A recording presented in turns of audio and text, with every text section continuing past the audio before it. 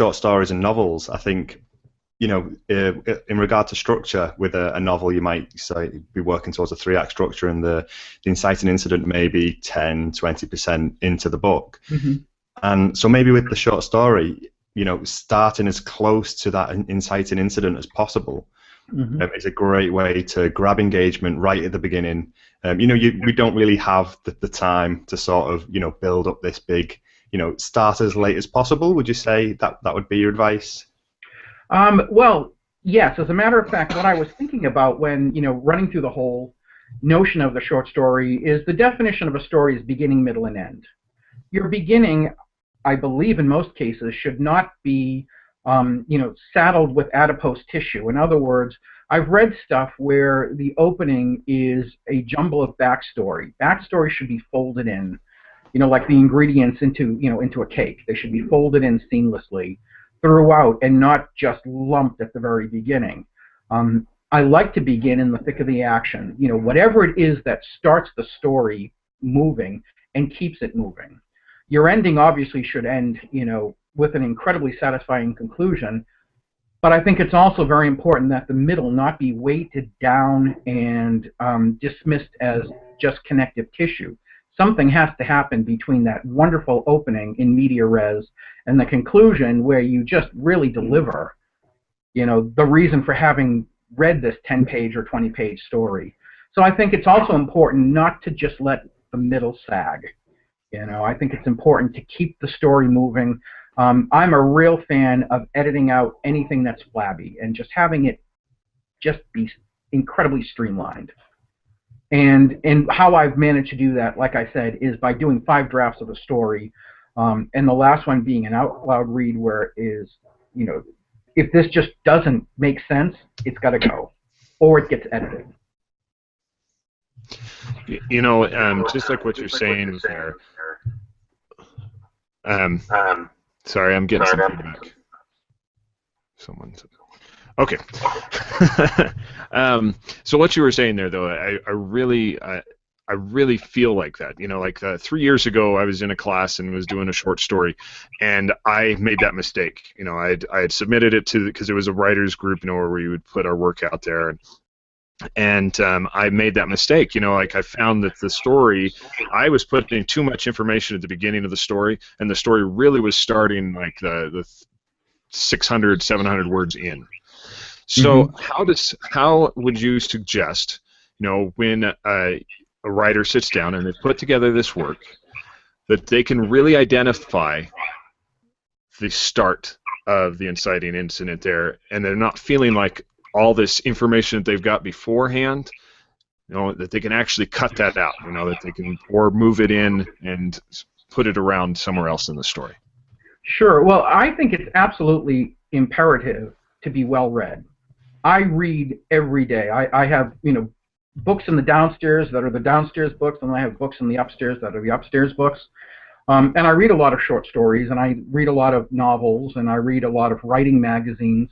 And I think, being well read is a great way to see how other people are doing their work and to get a sense of what's out there in publishing, whether it's, for the glimpse into what others are doing, or, just to be a better writer yourself by reading other people's writing, reading good writing, reading bad writing too. As far as that goes, I really believe you sit down and you start at the beginning, and you don't go back to edit until you have a draft. I really like to get to the end, and then I can judge the story whether or not it works, whether it's a story that I want to send out into the world, whether it's a story that should go out into the world. Oftentimes I've written stories just for myself, and they're in those filing cabinets behind me right now and have never seen the light of day, but I wrote them because I loved them. I think once you have the draft, then it's really important to judge the draft, to sit down and to see what you have to work with. And if that opening paragraph doesn't suck you in, then maybe you work on that, and then cut or add, and to make it so that what you have in 75% first draft is 85% in second draft, and is 99.99% by the time you hit send.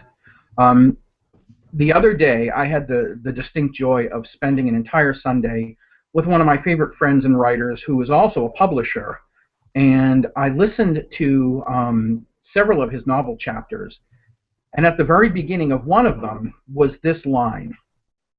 The quote was, "Many lights in all colors." Now, he comes to me for editorial advice as well as camaraderie, and so I edited that into a kaleidoscope of colored lights, which I thought read better than "many lights in all colors." And he liked that, and he made that change, and I thought that was that little bit of poetry that did away with some words but made the image, which was these computer servers, dozens of them, it made that image sing, and it's such a fantastic story. He's going to sell this. But that's what I would do with my own writing, is if, in the haste of the first draft, I wrote down "many lights in all colors, by the time I was, hopefully in the second draft, I would have changed it to a kaleidoscope of colored lights. Something that was a little more poetic, a little more distinct, using the exact wording as opposed to a generalization. So that's, when I sit down to edit, I cut and I tighten and I sometimes add, and hopefully by the end I have turned the story into something unique and publishable. Mm-hmm. Now, with 5 drafts, and you were talking about going to your writers group and you're getting good feedback from there, what point do you take that story in these drafts and share it with the writers group or with trying to get feedback from readers? Oh, I'd share it in the first draft, the longhand draft, right at the beginning. I have no fear. When I'm writing the story, I'm writing it the first time for me and for love, and I will share it. Tonight I'm sharing, longhand chapter from a novel that I've written. And I can't wait to hear it. I really, that out loud read, when it's actually voiced into the world, it becomes something else. It becomes alive, and you're able to see where it may need, a little bit of plastic surgery here and there. That's not necessarily something everybody should do, but if you're in a group where you trust the readership around you, why not? Why not? Yeah. I've got a pretty thick hide, and I'm able to take criticism really decently. On that point, one of the things that I always do is when I send out a story into the universe to a publisher, my automatic thought, my mindset is that the story will be rejected. And I've had that. I've maintained that, gestalt since day one. Happily, many, many times, it is not rejected and it's accepted, but that's what I've sort of sold myself on, is anything you send out there is going to be rejected. And once you agree with that, the pain is over. So as far as reading out loud to people that you trust, absolutely. I read first drafts all the time.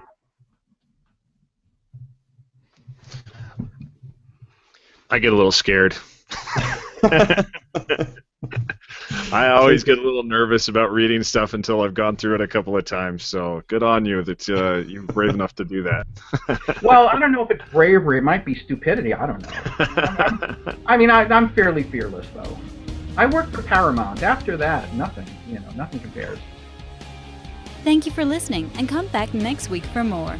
Please visit thebookeditorshow.com for show notes, links to guests, books and extras, and for information on how to be a guest on the show.